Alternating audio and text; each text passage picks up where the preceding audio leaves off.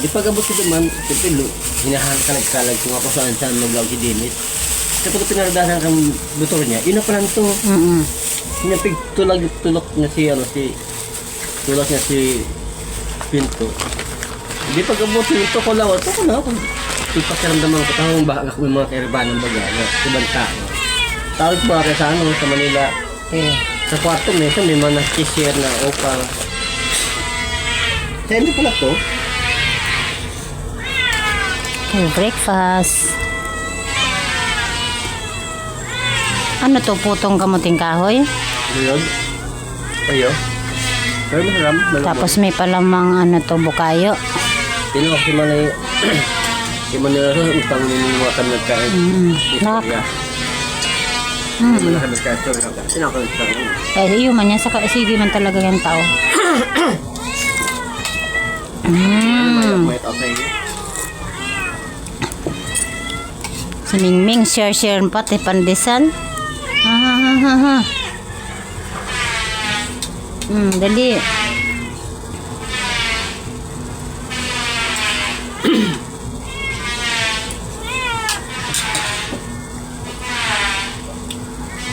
Ganda ka kan mo, ma-share ka.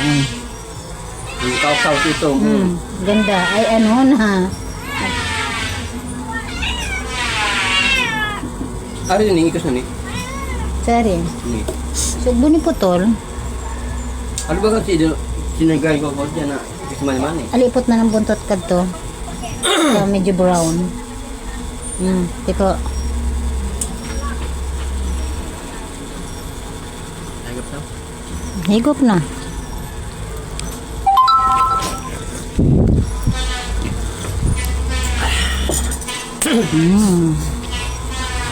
Malami pa chance pala mga bukayo.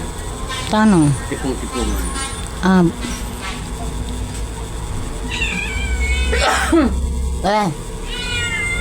Excuse.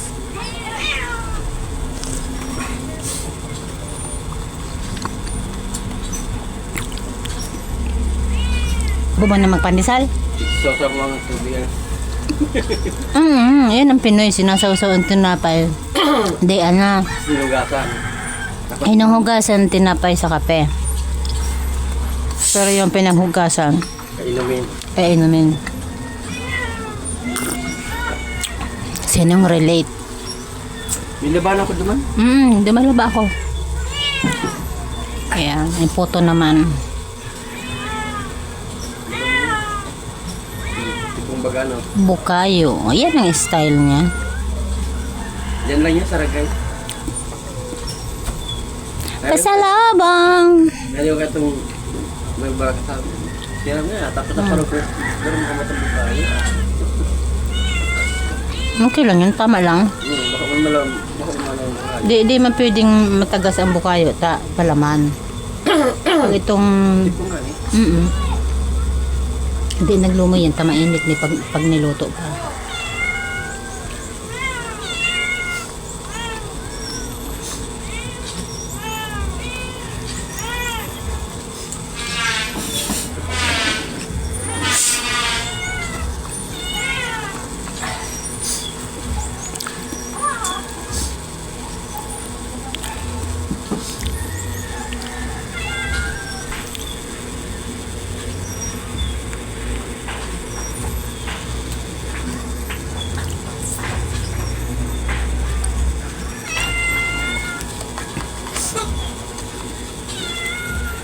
Ano nangyari ko?